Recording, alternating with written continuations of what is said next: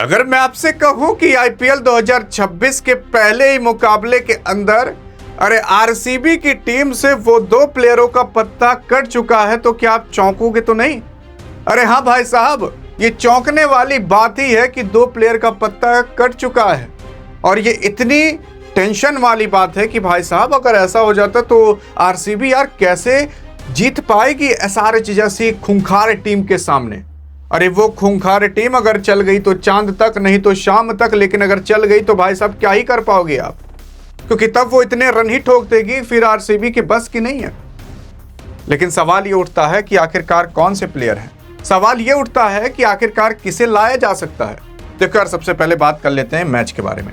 Match देखो 28 मार्च से होगा, पहला मैच होगा, आरसीबी बनाम एसआरएच का होगा। लोगों ने सोचा था क्या पता आरसीबी बनाम पंजाब किंग्स हो, क्योंकि पिछली साल जिसका फाइनल मुकाबला होता है उसका वही पहला मुकाबला यहाँ पर कराया जाता है, लेकिन किसी कारणवश पहले एसआरएच का करा दिया जा रहा है। लेकिन अब सवाल ये उठता है कि ये मैच कब होगा।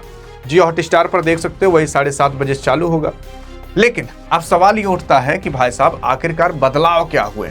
पहला मुकाबला है, वो भी एकदम धाकड़ मुकाबला है। यहाँ पर अगर आप देखने की कोशिश करोगे तो आपको बदलाव कुछ इस तरीके से दिखाई देने वाले हैं, जैसे कि यहाँ पर आपके जॉस हेजलवुड नहीं रहेंगे। हाँ, एक बार और सुन लीजिए, जॉस हेजलवुड नहीं रहेंगे, कंफर्म है। लेकिन सवाल उठता है क्यों, आखिरकार जॉस हेजलवुड को क्या हो चुका है। यार जॉस हेजलवुड, अगर आपने सोचा होगा कि यार आरसीबी की टीम है, उसमें खतरनाक प्लेयर, खतरनाक बॉलर जॉस हेजलवुड होगा, वो तो गेंदबाजी 4 ओवर संभाल ही लेगा, 2 विकेट 3 विकेट वो आराम से ले लेगा। लेकिन अगर आप ये काउंट करके चल रहे थे तो कृपया करके मत करिए, क्योंकि आपको पता होना चाहिए कि जॉस हेजलवुड की ये जो जांग है, जांग के पीछे वाला हिस्सा जिसे हैमस्ट्रिंग कहा जाता है, वहां पर इंजरी आ चुकी है। वो क्या पता पूरे आईपीएल ना खेल पाए, और क्या पता आईपीएल के बीच में भी आ सकते हैं। तो मतलब क्या जॉस हेजलवुड का बेनिफिट आरसीबी को नहीं मिल पाएगा? जी हाँ, नहीं मिल पाएगा। यार देखोगे तो सबसे पहले बात करते हैं कि जॉस हेजलवुड की जो अभी शुरुआती मैच है ये मिस कर सकते हैं। उसी के साथ साथ उनकी जो चोट है वो पूरी तरीके से अभी रिकवर नहीं हुई है। पिछले अगर आप देखोगे सीजन में, यानी कि आईपीएल 2025 में, उन्होंने आरसीबी के चैंपियन बनाने में एक अहम रोल अदा किया था। उन्होंने 12 मैच के अंदर 22 शिकार यानी कि 22 विकेट लिए थे। उसी के साथ साथ केवल 8.77 की इकोनॉमी से उन्होंने टी20 क्रिकेट में बहुत कम ही, मतलब बहुत कम रन दिए, और काफ़ी अच्छी खासी बढ़िया आंकड़े इनके दिखाए जाते हैं। अब अगर ऐसा प्लेयर ना हो, ऑस्ट्रेलिया का तेज फास्टर गेंदबाज, तो भाई साहब वो मज़ा नहीं आएगा। लेकिन इनकी जगह पर कौन आएगा? तो इनकी जगह पर भी एक दानो ही आ रहा है, जिसका नाम कुछ और नहीं बल्कि नाम है जेकब डफी। जेकब डफी इस बार प्लेइंग 11 के अंदर शामिल हो सकते हैं, किसी और प्लेइंग 11 नहीं बल्कि आरसीबी के। जेकब डफी को मौका मिलने की उम्मीद है, क्योंकि ये न्यूजीलैंड से आते हैं। ये कीवी टीम के लिए 4 टेस्ट मैच खेले और 25 विकेट ले चुके हैं। हाँ भाई साहब, 4 टेस्ट मैच के अंदर 25 विकेट। लेकिन टेस्ट मैच अलग होते हैं और टी20 अलग होता है, खास करके आईपीएल, यहाँ धक धुने रहते हैं। फिर यहाँ पर देखोगे अगर वनडे में 35, जबकि अगर देखोगे 48 टी20 में लगभग 62 विकेट ले चुके हैं, जो कि अच्छा खासा ये स्टैट दिखाई देता है यार। मतलब अगर आप 50 से कम मैचेस के अंदर 62 विकेट ले लेते हो तो ये भी अच्छा खासा स्टैट है। अगर डफी के पास अगर बढ़िया लाइन लेंथ गति रहती है तो ये बैटिंग की लाइनअप को तबाह कर सकते हैं। और अगर ये जॉस हेजलवुड का मोर्चा संभाल लेते हैं तो आरसीबी का बेड़ा पार हो सकता है। लेकिन अब देखना होगा, नए प्लेयर हैं आरसीबी के अंदर, कैसा क्या करते हैं वो तो समय ही बताएगा।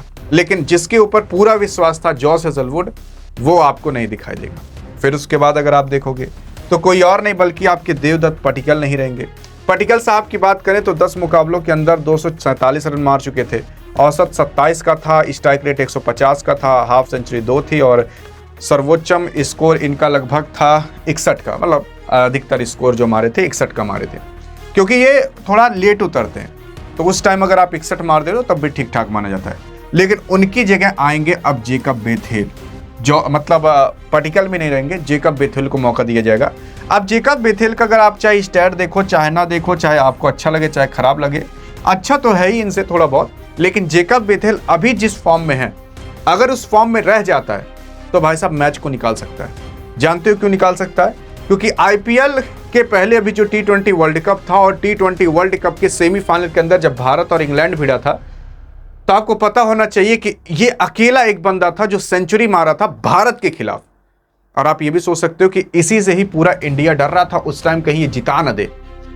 बुमराह आते हैं तब वो 2 ओवर निकालते हैं, तब कहीं मैच भारत के खेमे में आता है। 250 मारने के बाद भी अकेला बंदा अकेले खड़ा हुआ था और इंग्लैंड केवल कुछ ही रन से हारी थी। तो इस बंदे को अगर इस टाइम मौका नहीं दिया जाएगा तो जान जी आरसीबी की किस्मत खराब है, इसकी नहीं। लेकिन अगर ये सब बदलाव करने के बाद देख लिया जाए कि क्या प्लेइंग 11 हो सकती है, तो आपको कुछ इस तरीके से दिखाई देगा। ओपनिंग पर विराट और फिल साल्ट उतरेंगे, ये पक्का पता है। इसके बाद देवदत्त पटिक्कल को उतारा जाता, लेकिन इनकी जगह मैंने आपको बता ही दिया है कि कौन सा प्लेयर आपको उतरता हुआ दिखाई देगा। जेकब बेथेल उतरते हुए दिखाई देंगे।